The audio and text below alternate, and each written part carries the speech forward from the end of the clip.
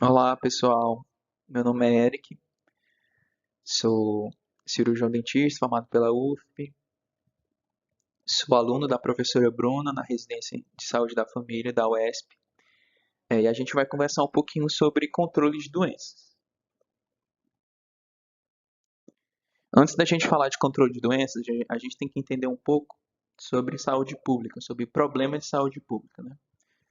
Não sei se vocês já ouviram falar, que tal coisa é um problema de saúde pública que deve ser priorizado, né? No discurso de muitos políticos. E aí a gente tem que entender um porquê que algo pode ser considerado um problema de saúde pública e por que a gente precisa categorizar isso, né? A gente pode definir a, uma doença ou um impacto na saúde pública em dois impactos diferentes, o impacto individual e o impacto coletivo. Falando de impacto individual, a gente tem anos de vida, custo do tratamento, a qualidade de vida e o impacto na família. São todos esses critérios que são influenciados pelas doenças. Mas o quão eles são influenciados? Será que a influência em relação ao impacto na família de uma gripe é maior do que um câncer?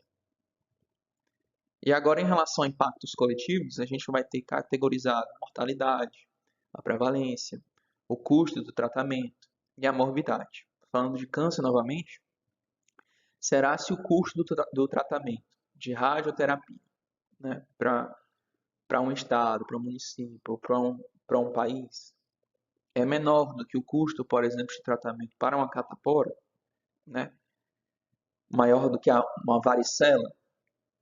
Então, a partir daí, a gente percebe que certas doenças possuem um impacto diferente, um impacto coletivo, um impacto individual, que deve ser levado em conta, em consideração, para a gente definir qual é a prioridade de saúde pública.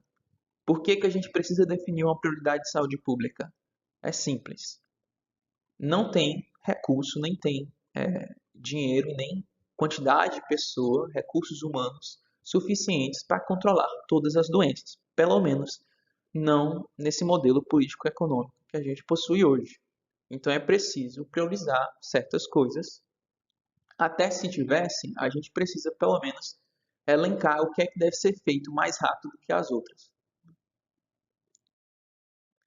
Então, a partir dessa priorização de certa doença ou certo acontecimento, certo fator na saúde pública, a gente tem é, um melhor planejamento para conseguir lidar. Com essa priorização, a gente vai ter uma possibilidade de controle que depende das características da doença ou do acontecimento, do fator que a gente está estudando. Com esse controle dessa doença, a gente tem como possibilidade uma erradicação. A diferença é simples de controle para erradicação. Controle, existem ainda casos, só que eles estão controlados, ou seja, não impacta de uma forma onde se torna um problema de saúde pública. Quando uma coisa é erradicada, a gente já vai ter diferente, a gente vai ter casos zerados, não tem mais casos, não tem mais é, novos casos de certa doença. Ela foi erradicada. Para a gente falar de erradicação, a gente sempre tem que falar de forma mundial da varíola. A varíola era uma doença que só no século XX ela matou 300 milhões de pessoas, aproximadamente. Tem estudo que fala de 500 milhões de pessoas, mas é um número ainda difícil de definir. Mas você pensa comigo, né? Quer dizer que a varíola surgiu no século XX? Não. A varíola já tem bastante história com a humanidade, como uma das doenças mais mortais na humanidade, onde existem fontes de dados onde apontam o surgimento da varíola em, em 1300 anos antes de Cristo, a partir de uma múmia que foi analisada e avaliada e foram vistas cicatrizes do que parecia ser varíola. Mas, obviamente, devido ao tempo, é muito difícil você dizer com certeza que a varíola surgiu antes de Cristo. A gente só consegue definir com mais propriedade que ela surgiu depois de Cristo, basicamente na época do século IV, na região do Rio Nilo, onde foram descritos casos de varíola, e esses casos de varíola, pelo seu alto teor de transmissibilidade, fizeram com que a varíola conseguisse ser disseminada para outras regiões, chegando na Ásia, chegando na Europa, chegando na América do Sul, na América do Norte, chegando na África, que ela já estava na África, só que ela descendo para a África, para a região da África do Sul. Então a gente tem, gente, de fato, uma doença que afetou de forma universal, né? Era uma doença que, infelizmente, ela conseguiu matar vários, milhares e milhões de pessoas. Só que a gente não tem como definir um número exato por conta do período histórico e da contextualização da história naquela época, da dificuldade de registro da morte, da causa da morte, que dificultou esses dados. Por isso que a gente tem um dado mais verídico e mais confiável em relação ao século XX, que é mais recente. E aí, a partir dessa disseminação na Ásia, ela chegou no Japão, e quando foi no século X, esse médico japonês Ishinho fez um tratamento, criou um tratamento chamado tratamento vermelho, ou popularizou esse tratamento. O tratamento vermelho ele consistia em isolar a pessoa e fazer com que essa pessoa ficasse num quarto totalmente vermelho, objetos vermelhos e roupas vermelhas. Era um tratamento porque naquela época a saúde ela sempre era ligada a espiritual, a o contexto espiritual daquela população. Isso fazia com que a saúde ela sempre existia essa ligação, por isso que esse tratamento tinha e também esse teor em relação à cor vermelha, né? Mas um fato interessante sobre esse tratamento era a questão do isolamento social, que a partir do momento que você coloca ela num quarto, ela fica isolada da maior parte da população. Isso faz com que observasse um resultado bastante interessante, aonde esse tratamento vermelho, inclusive, foi disseminado para a Europa, aonde ela ficou como tratamento para a varíola até o século XVI. Então, falando em Europa, a varíola ela se disseminou tanto na Europa que ela ficou endêmica. Ela não era mais uma coisa de momento único, era uma coisa que ia ter todo ano, aonde principalmente as crianças eram mortas pela varíola. Isso fazia com que, culturalmente, em alguns locais da Europa, uma criança só era considerada membro de uma família quando a criança pegava a varíola e sobrevivia. Ela era considerada membro da família. Senão, ainda era incerto se aquela criança ia viver ou não. Então, a gente percebe um impacto até cultural da varíola, mas também um impacto em relação à guerra, à história de independência de países, de disputa territorial, onde a varíola foi a primeira doença a ser utilizada em guerra biológica. Primeiro, a atuação de guerra biológica mesmo intencional foi através da varíola, onde até mesmo o Império Azteca foi dominado através da varíola também. Ou seja, um impacto gigante dessa doença no mundo, né? Ou seja, uma doença que afetou tanto o mundo, como é que a gente pode erradicar ela? Onde ela chegou no Brasil em 1555, ou seja, pouco tempo depois, pensando na história, né? Comparando com a história do mundo, pouco tempo após a migração de portugueses, espanhol e franceses para o Brasil, em 1555 já teve seu primeiro surto. E aí, a partir dessa disseminação da doença, algumas estratégias de saúde pública devem ser pensadas. E foi aí que um método chamado método hindu de variolização ficou bastante famoso. Do século XI até o século XVIII, ele foi implantado no mundo inteiro, onde no século XVIII ele foi implantado na Europa e se popularizou lá, aonde foi observado que quando a transmissão da varíola era pela pele, ou seja, as crostas da ferida, da cicatriz, da secreção da varíola, era a sua contaminação era para outra pele, de pele para pele, fazia com que a doença era mais branda. Aí a pessoa pegava a doença e se imunizava, como se fosse uma vacina não intencionada, né? E aí, a partir desse método ficando popular, fez com que essa variolização influenciasse demais o tratamento da varíola, aonde a cada 6 pessoas, uma pessoa morria da varíola, com a variolização desse método, ficou a cada 46 pessoas, uma pessoa morria. Ou seja, uma diferença gigantesca. E aí, a partir dessa variolização, surgiu-se a profissão inoculador, que era o profissional que pegava esse material da ferida da varíola e contaminava pela pele outras pessoas, né? E aí, um inoculador famoso, inglês, ele observou que pessoas que trabalhavam com rebanho, na hora que elas eram inoculadas, ela não apresentava sintoma, como se ela já tivesse imune. E foi aí que ele percebeu que a partir da vaca, da varíola da vaca, ou seja, a vaca também pegando varíola, e quando essa doença contaminava outra pessoa, era transmitida para outra pessoa, essa pessoa tinha uma varíola quase sem sintomas, super branda, e ainda estava imunizada para a varíola do ser humano. Então, pessoal, através disso, e anos de estudo, 20 anos de estudo, em 1796, ele produziu a primeira vacina conhecida, né? A primeira vacina foi a vacina da varíola. Era uma vacina onde ele pegava, através da vaca, né, o material do agente patológico da vaca e colocava na pele das outras pessoas. E aí ia fazendo isso. Só que, obviamente, agora vamos pensar um pouco sobre controle da doença, né? Primeiro, a varíola da vaca, ela era rara. A contaminação de pessoa para ser humano era rara.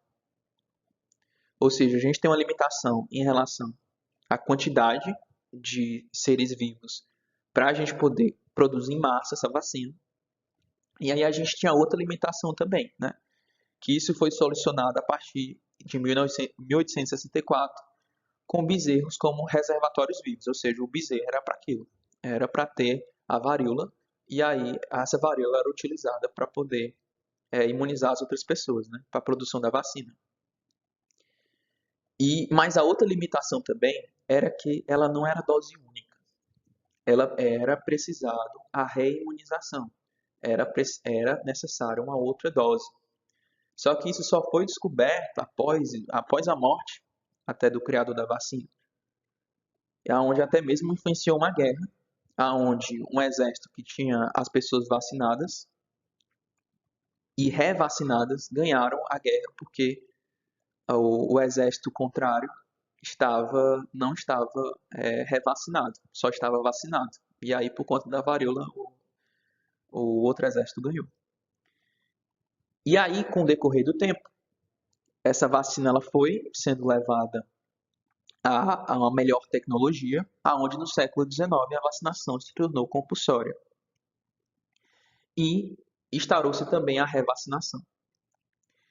E aí, pessoal, toda essa história de tudo, ainda assim, com a vacina produzida, ainda não foi possível a erradicação da varíola. Ela só foi possível em 1966, ou seja, muito, muito tempo depois, quase 1500 anos depois da origem datada, né?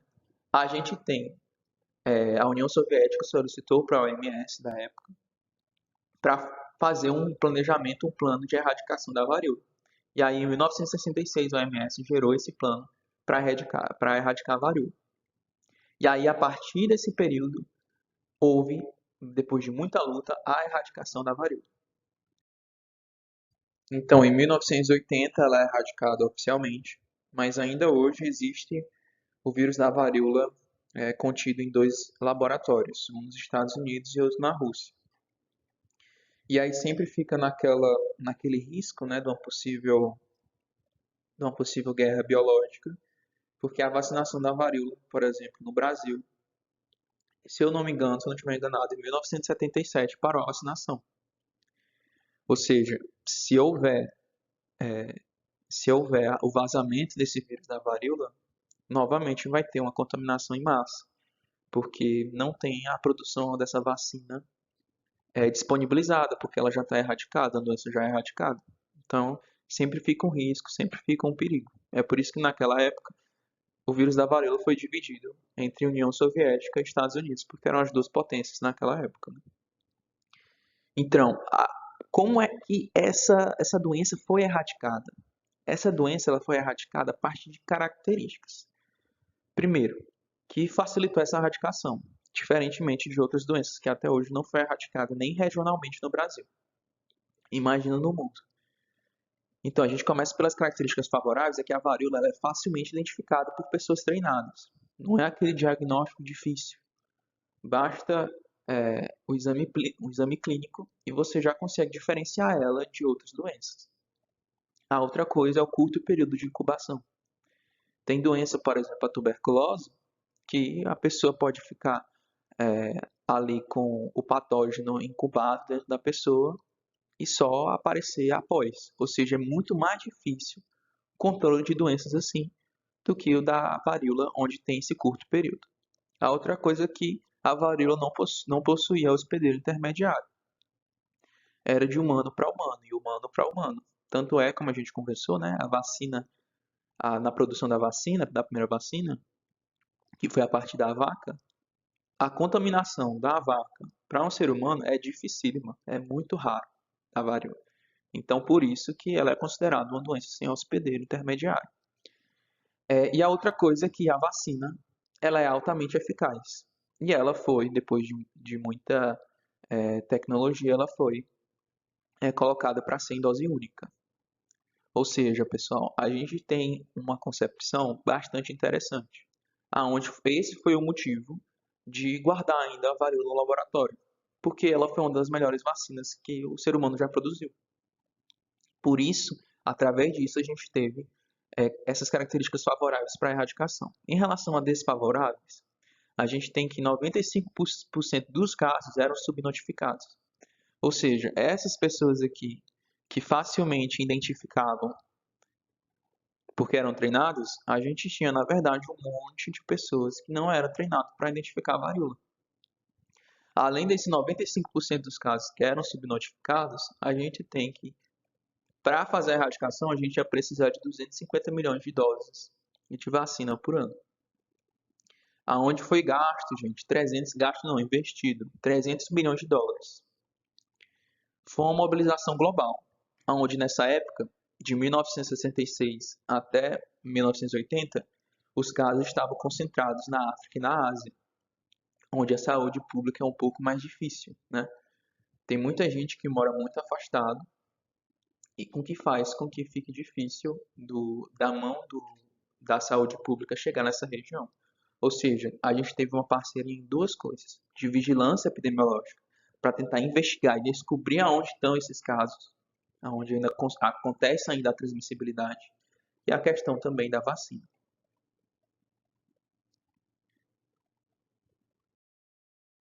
Então a gente teve o exemplo de uma erradicação mundial. Agora a gente tem um exemplo de uma erradicação regional, ou então o que é chamado de eliminação, que é quando a gente consegue zerar casos de uma doença por um período de tempo, pelo menos, para ser considerada, em uma determinada região, estado, município, país ou continente. Aí a gente chama de erradicação regional, que foi o caso da poliomielite na América do Sul. A poliomielite ela foi erradicada através de muita e muita força de vontade dos gestores da época, porque tinha tudo para não dar certo. Em 1950, a gente tinha uma vacina da poliomielite, que era uma vacina que era aplicada de forma comum igual às outras, né? Ou seja, tem muita gente que não tinha essa adesão, onde naquela época muita gente discutia em relação até a confiança em relação à vacina, não da confiança de que vai imunizar, mas de que, por exemplo, é pecado. Naquela época existia essa discussão, principalmente existiu essa discussão no caso da varíola, que tinha aquele teor religioso, né? Ou seja, é uma discussão que infelizmente impede a adesão social.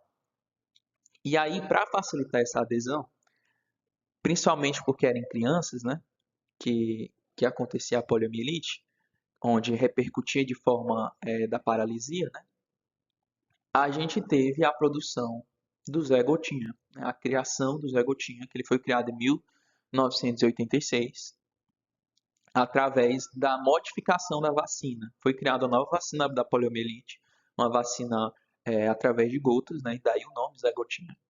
E aí o Zé Gotinha foi um dos responsáveis da erradicação da paralisia infantil, através da mobilização social, da mobilização de profissionais de saúde, para fazer com que todas as crianças forem vacinadas. Porque o tratamento da poliomielite era enxugar gelo, era tratamento da consequência da poliomielite. Então, a partir da vacina, a gente conseguiu fazer com que não chegasse nas consequências, que era a paralisia.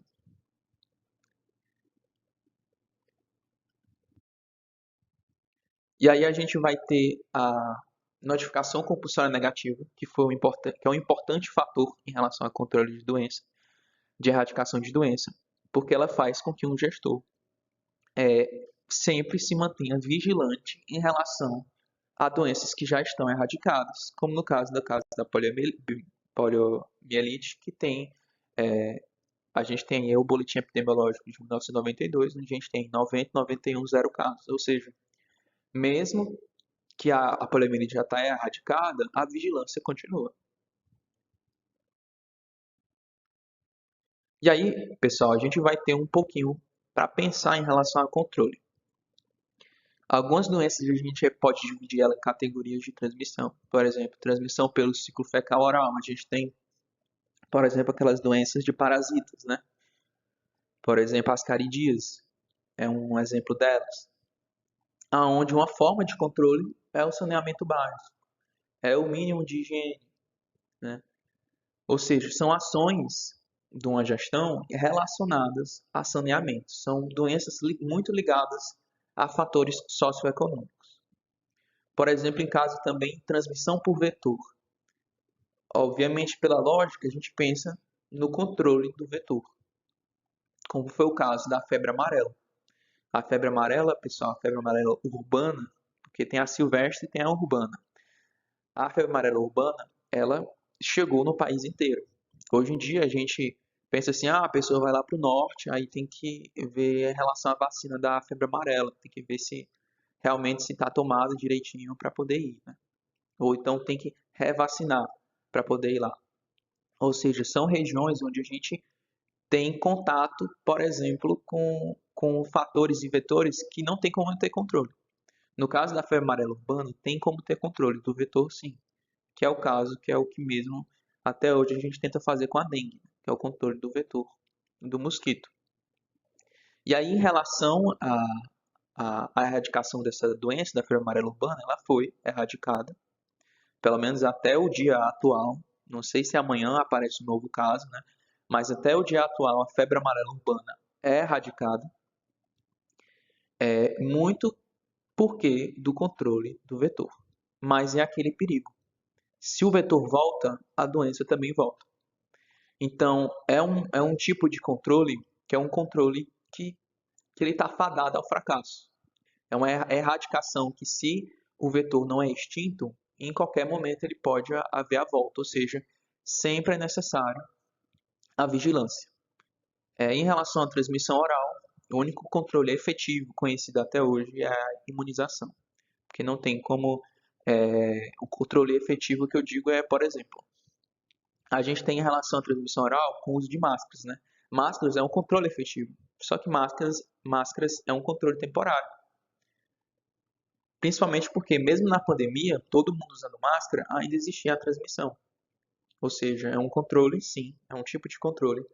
Mas falando em eficiência do controle de forma definitiva, porque em qualquer momento, sempre alguém, na hora que ia comer, por exemplo, tira a máscara, né? Ou então, em certos momentos, a pessoa estava cansada de ficar com máscara, tirava a máscara e contaminava as outras pessoas. Acontecia esse tipo de coisa na pandemia. Então, de forma um controle mais eficiente, seria a imunização. Agora, que características impedem essa erradicação?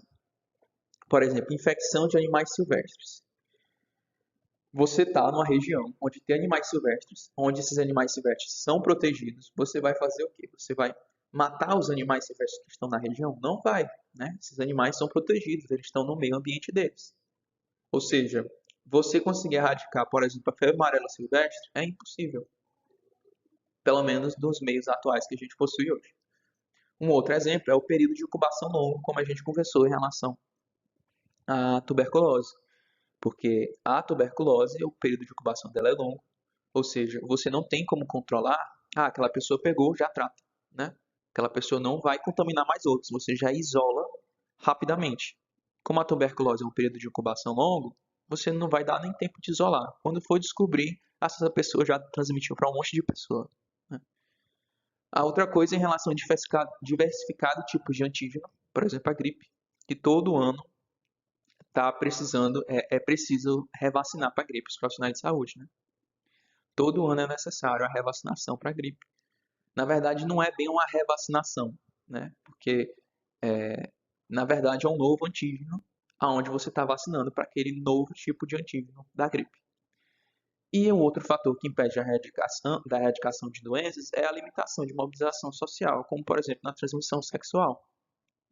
É difícil você conseguir fazer com que a sociedade tenha adesão em relação a algo que é pouco discutido, a algo que é discutido de forma pejorativa, ou seja, doenças que são consideradas banais por certas pessoas, certas regiões, certas populações, quer dizer, é difícil você conseguir a adesão delas em relação à educação e saúde, né? Então, são doenças em si, que a gente pode ver aqui no quadro inteiro, no slide inteiro, que são muito difíceis de serem erradicadas no panorama que a gente tem atual.